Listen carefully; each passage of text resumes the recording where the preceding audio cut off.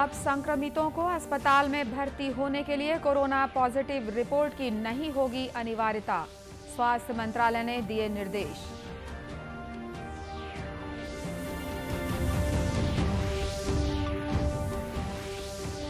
मुख्यमंत्री ने कहा, सीमावर्ती इलाकों में बाहर से आने वालों का अनिवार्य रूप से किया जाए कोरोना टेस्ट।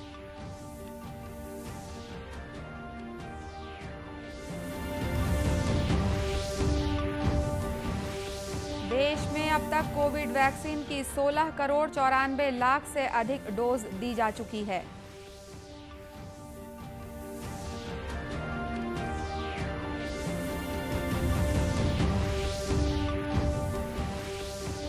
और दुर्ग में 92 साल की बुजुर्ग महिला ने कोरोना को मात देकर बाकी मरीजों के लिए पेश की मिसाल।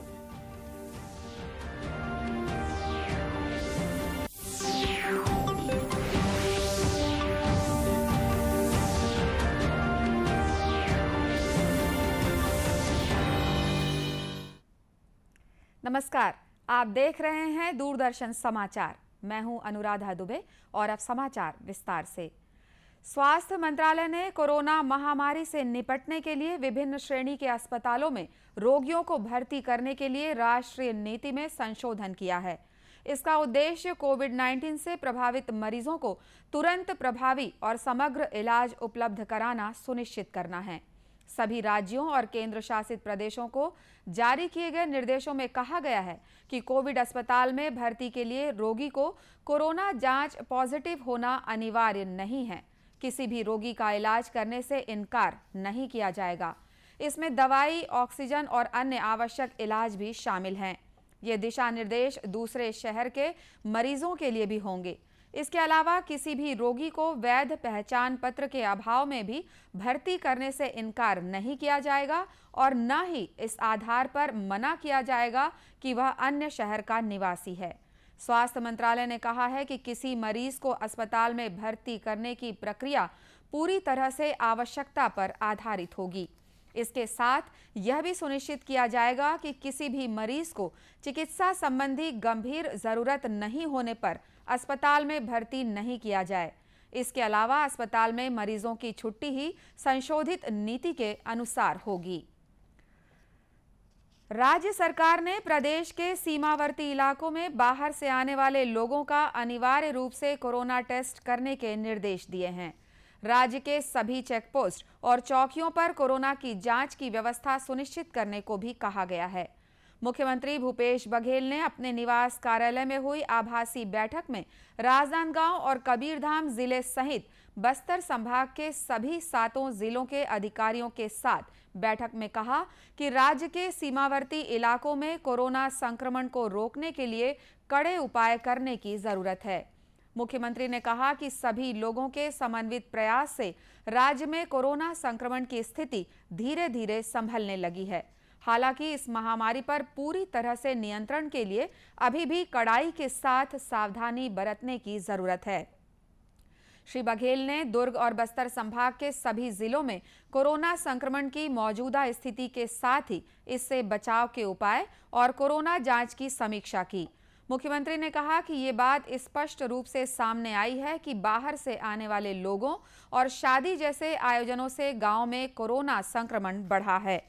उन्होंने कहा कि इससे बचने के लिए कोरोना संबंधी निर्देशों का पालन करना जरूरी है। गृह मंत्री ताम्रध्वज साहू, स्वास्थ्य मंत्री टीएस सिंहदेव और राजस्व मंत्री जय सिंह अग्रवाल भी बैठक में वीडियो कॉन्फ्रेंसिंग के जरिए शामिल हुए। बैठक में ग्रामीण क्षेत्रों के अधिकारियों ने बताया कि अस्पतालों में सामान्य बिस्तर, ऑक्सीजन वाले बिस्तर और आईसीयू के साथ साथ वेंटिलेटर की सुविधा भी मरीजों को उपलब्ध कराई गई है।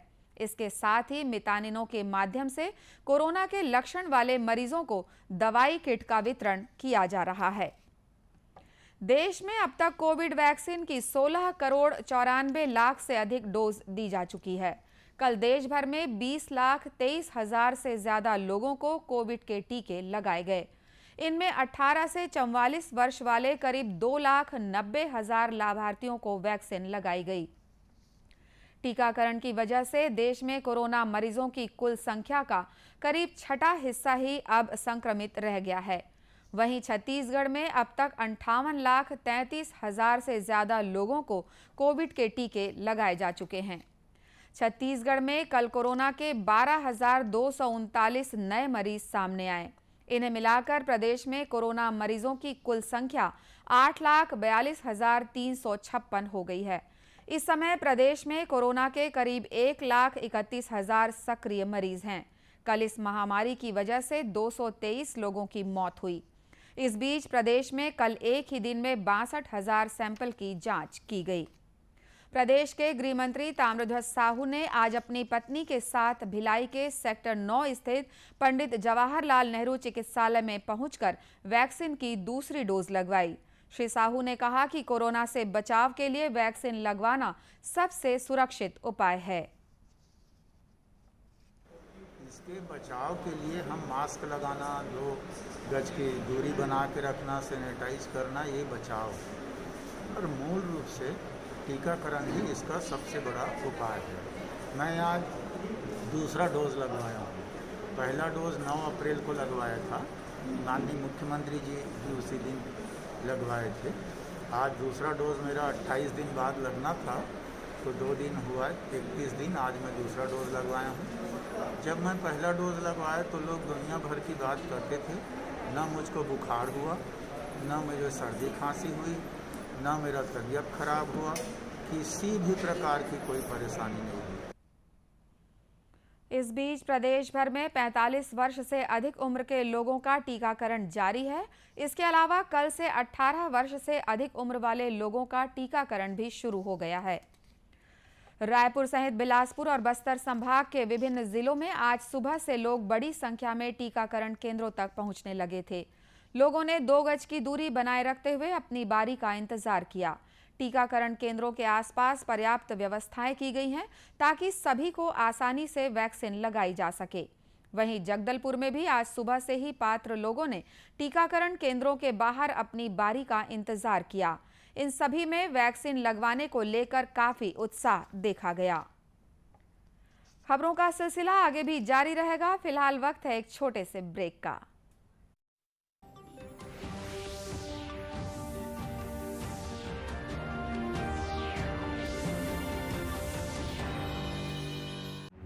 वैश्विक महामारी कोविड-19, जिसका कहर संपूर्ण मानव जाति को अपनी आगोश में ले चुका है। टीका या दवाई उपलब्ध होने तक महामारी के खिलाफ मानवता की जंग जारी है। अब जब अनलॉक 5 के तहत लगभग सारा देश खुल गया है, तब और भी आवश्यक है कि हम सतर्क रहें। ऐसे में सबसे जरूरी है समझदारी और बचाव।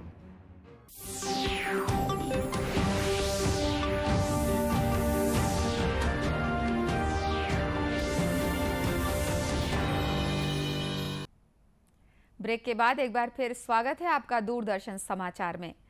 प्रदेश में 18 वर्ष से अधिक उम्र वाले लोगों का टीकाकरण फिर से शुरू हो गया है। आज प्रदेश के प्राय सभी जिलों में टीकाकरण केंद्रों के बाहर लोगों की लंबी कतारें लगी रहीं। सुबह से लोग पंजीयन कराने के बाद अपनी बारी का इंतजार करते देखे गए। इस अभियान के तहत सभी वर्ग के लोगों को टीके लगाए जा रहे हैं। खास तौर पर युवाओं में टीका लगवाने को लेकर विशेष उत्साह देखा जा रहा है।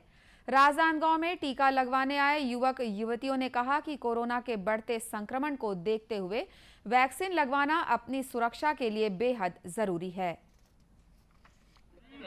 कोवैक्सीन लिया है और मुझे कोई भी प्रकार का साइड इफेक्ट वगैरह अभी तक के आधा घंटा हुआ है बैठे, तो कोई भी साइड इफेक्ट वगैरह अभी फिलहाल नहीं लगा है, कोई दिक्कत नहीं है। और मैं तो यही कहूँगा कि सबको वैक्सीन लगवानी चाहिए ताकि कोरोना की चेन तोड़ी जा सके। अनुभव तो अच्छा ही रहा। वैक्सीनेशन को लेकर ऐसा कोई भ्रम की उपस्थिति नहीं रही। मुझे लगाकर अच्छा अनुभव हो रहा है और सभी को वैक्सीन लगाना चाहिए, मैं यही सोचती हूँ। वहीं कांकेर जिले में भी आज सुबह से टीका लगवाने के लिए लोग बड़ी संख्या में टीकाकरण केंद्रों तक पहुंचे। लोगों ने इस दौरान 2 गज की आपसी दूरी सहित अन्य सावधानियों का भी पूरी तरह से पालन किया। गौरतलब है कि राज्य सरकार ने शहरी और ग्रामीण दोनों क्षेत्रों में टीकाकरण के लिए पर्याप्त संख्या में केंद्र बनाए हैं। कांकेर जिले के अंतागढ़ इलाके में भी आदिवासियों और ग्रामीणों ने पूरे उत्साह के साथ टीके लगवाए। जिले के सुदूर ग्रामीण क्षेत्रों में भी लोगों को टीका लगवाने के लिए बड़े पैमाने पर जागरूकता अभियान चलाए जा रहे हैं। इसका अच्छा असर भी देखने को मिल रहा है। कोरोना की दूसरी लहर के दौरान इस महामारी से जहां कम उम्र के लोगों की भी मौत हो रही है, तो वहीं दुर्ग जिले में 92 वर्षीय बुजुर्ग महिला ने इस बीमारी को मात देकर बाकी मरीजों के लिए एक मिसाल पेश की है। दुर्ग जिले के जामुल स्थित कोविड केयर सेंटर में 92 वर्षीय तीजवती को कोरोना संक्रमण होने पर भर्ती कराया गया था। इस कोविड सेंटर के डॉक्टर शाहिद अनवर ने बताया कि 12 दिन तक इलाज कराने के बाद आखिरकार इस बुजुर्ग महिला ने कोरोना को मात दे दी। जब यहाँ पे भर्ती हुई थी और आज जब 12 दिन बाद उनकी हम लोग यहाँ से विदाई कर रहे हैं ढोल नगाड़े गाजे बाजे के साथ, तो हम तो उत्साहित ही हैं। साथ ही साथ यहाँ भर्ती जो मरीज हैं वो भी उत्साहित हैं कि उनको प्रेरणा मिल रहा है। इस बुजुर्ग महिला के नाती विनोद साहू ने बताया कि उनकी दादी की उम्र ज्यादा होने के कारण खतरा बहुत था, फिर भी डॉक्टर्स की अच्छी देखभाल से वे कोरोना से मुक्त हो गईं।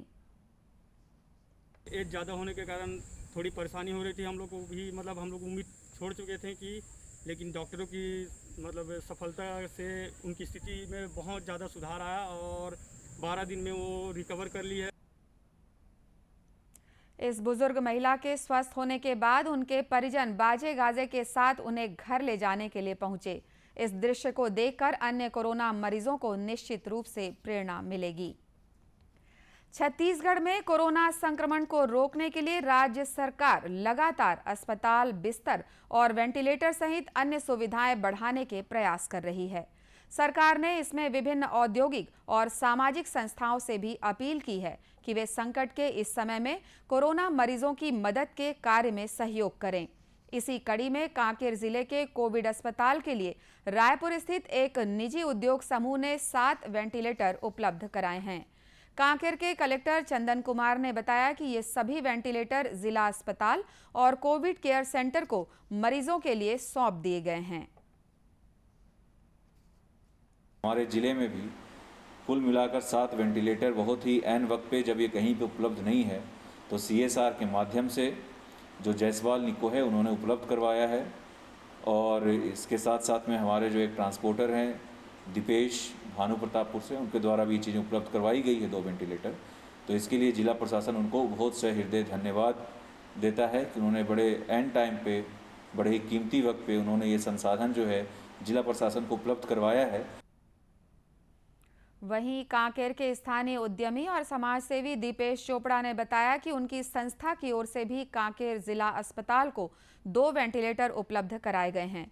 उन्होंने कहा कि आने वाले समय में कोरोना मरीजों के इलाज के लिए आवश्यकता होने पर और भी सहायता उपलब्ध कराई जाएगी। कल हमारे द्वारा माननीय कलेक्टर कांकेर को 7 वेंटिलेटर जायसवाल निको इंडस्ट्रीज लिमिटेड सिलतरा एवं क्षितिज चोपड़ा ग्रुप की तरफ से दिया गया है, जिसमें 5 वेंटिलेटर जायसवाल निको और 2 वेंटिलेटर हमने कोविड हॉस्पिटल जो कांकेर में इमलीपारा में बन रहा है उसके लिए दिया है। श्री चोपड़ा ने बताया कि वेंटिलेटर के अलावा उन्होंने करीब 200 ऑक्सीमीटर भी जिला अस्पताल को उपलब्ध कराए हैं। इन सुविधाओं से कांकेर जिले में कोरोना मरीजों का बेहतर ढंग से इलाज करने में निश्चित रूप से काफी मदद मिलेगी। कोरोना संकट के कठिन समय में राज्य सरकार और जिला प्रशासन सहित विभिन्न संस्थाएं मरीजों की मदद के लिए अनेक तरह से प्रयास कर रही हैं।